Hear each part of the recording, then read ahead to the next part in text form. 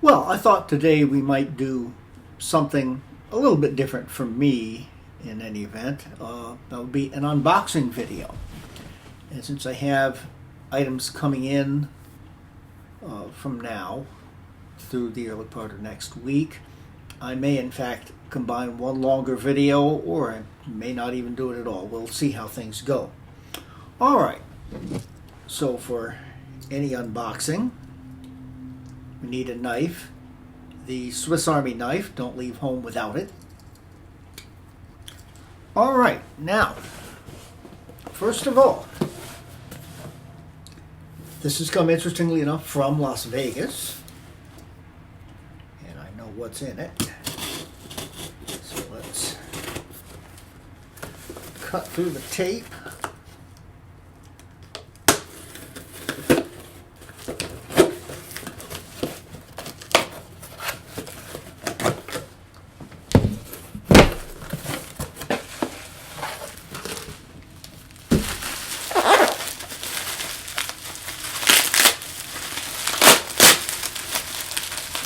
Bubble wrap. At least it's not packing popcorn. It's got a power cord, so it's something electronic. Surprise, surprise. All right. More taped bubble wrap.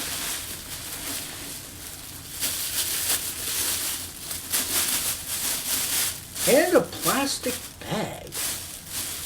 The old blast from the past. You can no longer get plastic bags in the state of Connecticut. You have to, going to a supermarket, you have to get reusable bags. They will still sell you paper bags, although they do sell them. And I guess that's supposed to end after a while here. And what have we here? We have an Airport Extreme router, the last generation.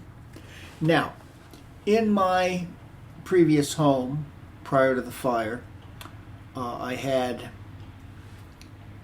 always used Apple networking, and it was great. It really did very, very well.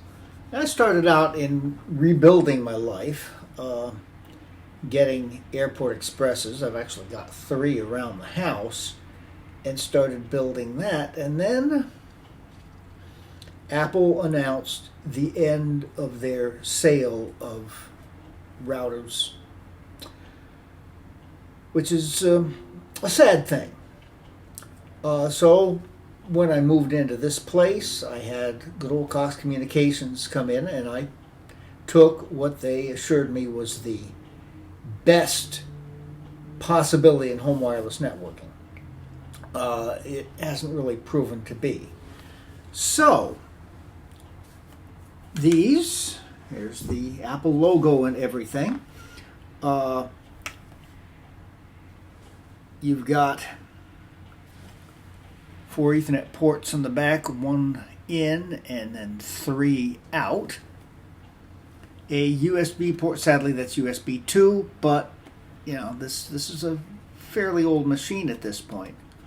However, there is a firmware update, and hopefully this has been done on this machine. If not, it should be pretty easy to do, which does allow it to deliver wireless 802.11 AC, which is what I've got now from the Cox equipment. So certainly it will be at the least equivalent to what Cox is coming up with. Now, the plan, basically, I have got this, another one of these coming, and a 2 terabyte Airport Extreme time capsule. I plan to put the time capsule downstairs in the living room where the router, the modem router combination is, plug from there into this, and then set up, into the time capsule, set up the network there, use this to extend up here. The router would be down there somewhere through only one floor, so that should work pretty well. Then get good wireless coverage upstairs. Certainly we hope. And then a second airport extreme, which would go into the Banjo Cave, the family room office, which I call the Banjo Cave, on the ground floor. Again, right underneath, and that should give, good wireless coverage in the Banjo Cave. At least that's the plan. All right, moving on. This does not appear to be taped. Came from Amazon. All right.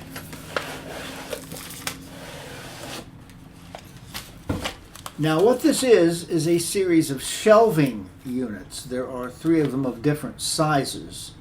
And that actually is part of this project, because these shelving units will very nicely hold an airport extreme, so it doesn't necessarily have to sit on the floor. This one, assuming this is the one that's up here, will probably be on the floor, but the one that's downstairs I would then wall mount, so it'll be up a little higher and a little bit closer, and then do the same thing with the one in the Banjo Cave. And that should give optimal coverage. All right. So, last but not least, from Drive Supply, this says Drive Supply, Unit M, Brookfield, Wisconsin, Synergy Industrial Corporation. Interesting. Unit M, Brookfield, Wisconsin. And cutting through all of this tape.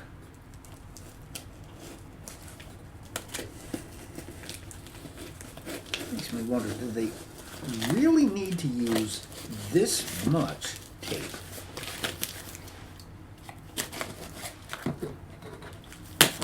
All right.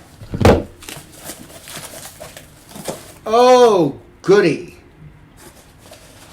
Packing popcorn. I proposed a while ago that there should be a constitutional amendment banning the use of packing popcorn. Bubble wrap does the same thing. Okay, yeah, it's plastic, but this is plastic. What are you going to do? And it's just so much easier to get rid of. Now, can I manage to get this out without packing popcorn all over the darn floor? Darn you, people who sent this. Well, yeah. And of course, the static to packing popcorn, it sticks to everything, but I did a pretty decent job. Okay. Yet another plastic bag. I guess those are still legal in the state of Wisconsin, as they are. I know they are in Nevada. This is an express pad thing. It came from a company. And of course, it's the same thing. They have not included a power cord, but it's your normal figure 8 power thing. I've got a zillion of them lying around, and they're easy enough to obtain. Not quite as nice condition as the other one. There's some scuffs and scratches on it, but same exact thing generally. So, probably this one down in the Banjo Cave, that one up here, and then we're just waiting on the time capsule to come in, and when that does, we'll have the video out about adventures in retro home networking. That should be interesting. Well, there's some more stuff coming in tomorrow, the next day, day after that. As I say, I may just combine all of this into a combined unboxing. Get that all out of the way. All right, well, so much for this segment. Stay tuned. Well, how interesting. no sooner did I export that first clip when I got another delivery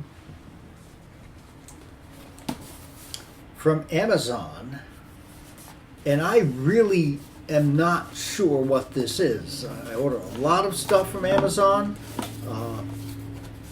This clearly is one, but nothing else was supposed to come today. There was something supposed to come tomorrow, something Monday. So something has come early. I hadn't even gotten around to folding the knife back into my Swiss Army knife. How handy. All right. Try not to do myself grievous damage here. Yeah. Okay.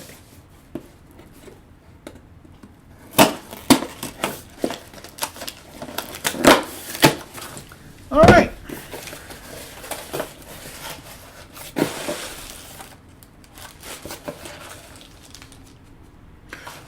Ah ha ha ha ha ha. Thermal compound. Arctic silver thermal compound. Because I have a little bit. I am not sure that I had enough to complete an upcoming project.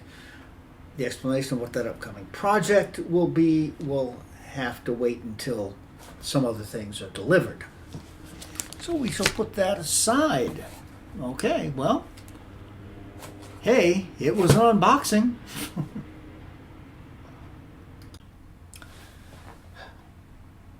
Well, the first part of this video was recorded yesterday, which is a Saturday afternoon. It is now Sunday morning, and yes, I have just returned from church. And very shortly after coming back, before I even had the opportunity to change, 2 more deliveries arrived, courtesy of Amazon, who actually delivers on Sundays.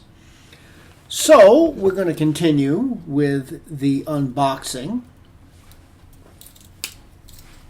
The Swiss Army knife. Or in this case, the unbagging. Well, I think there's a box in there. All right. Now we should be able to rip. Sometimes these rip very easily, as I'm sure you're aware. Sometimes they just don't. Okay. Glow trends. Let's see.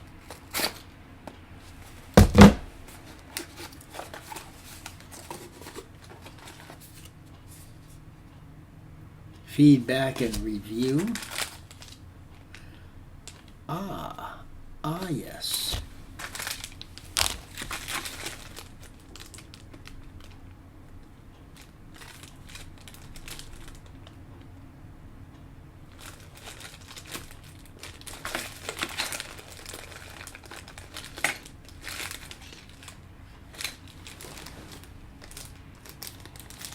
See where this is going to be a problem.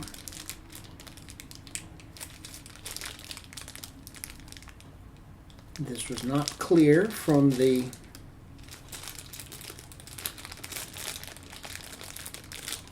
listing, but it apparently requires power.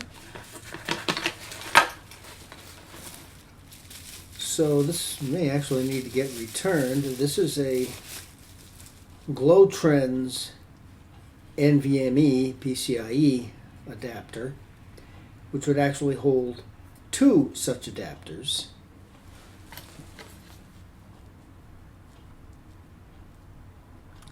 But it does appear to require power. And my Mac Pros don't have any ready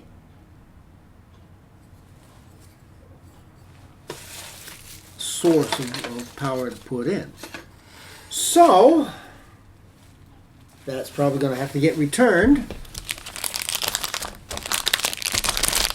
Darn shame. I'll go over it a little bit more carefully before I do so. Well, that's too bad. It seemed like such a good idea. All right. Well, now we have something else.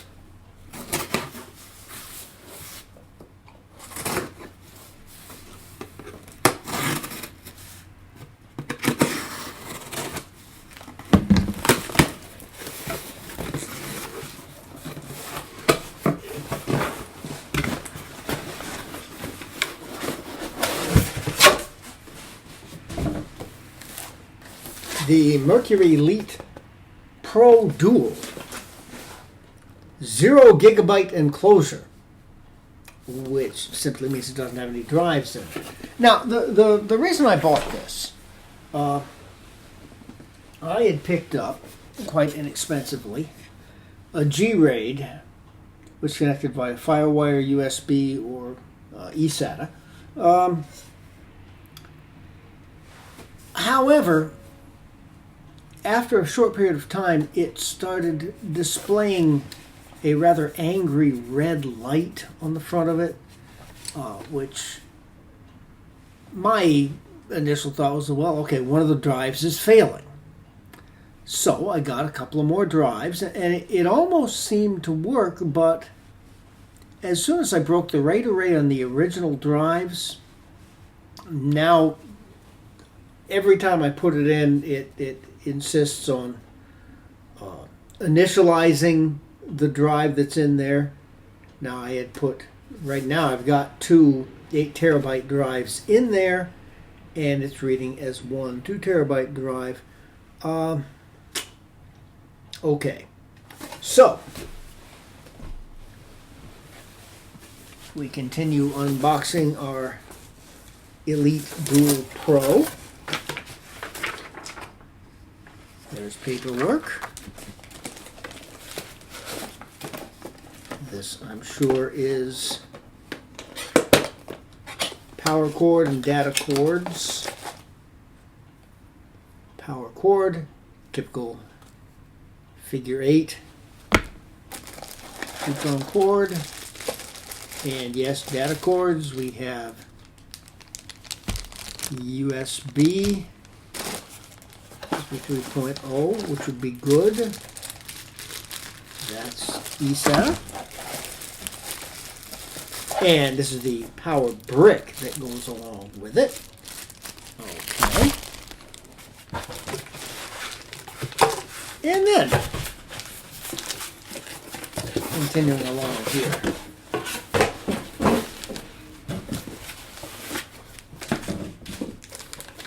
This bag is not a toy.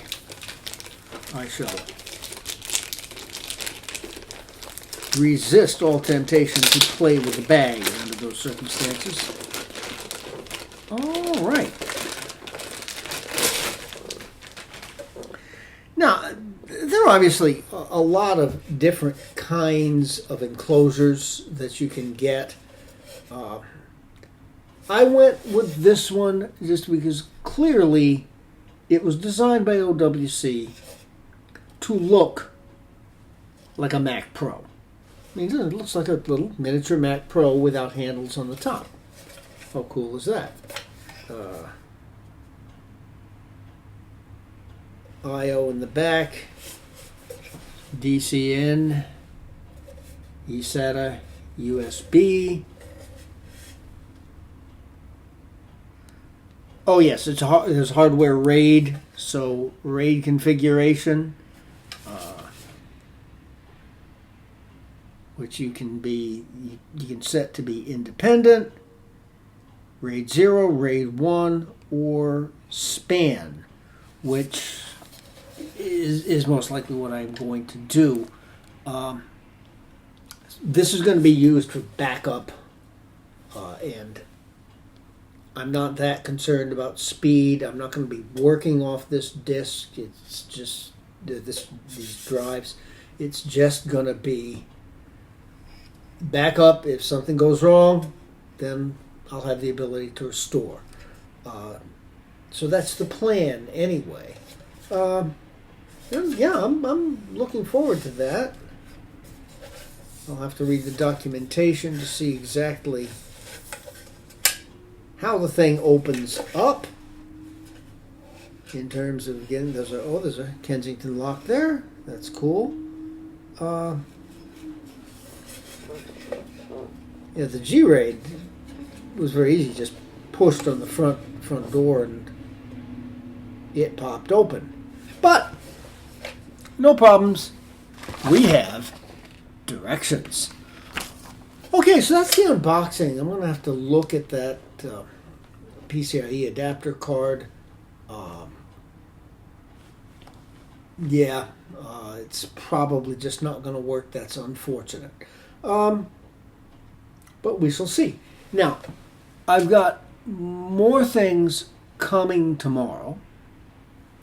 I have got more things coming Tuesday, and I think some things on Wednesday. This is getting to be an awful lot of stuff. I am suspecting I will probably break this unboxing thing into 2, maybe even 3 separate videos. We shall see how that whole thing turns out. But anyhow, I think this is a cool thing, and too bad about the other thing.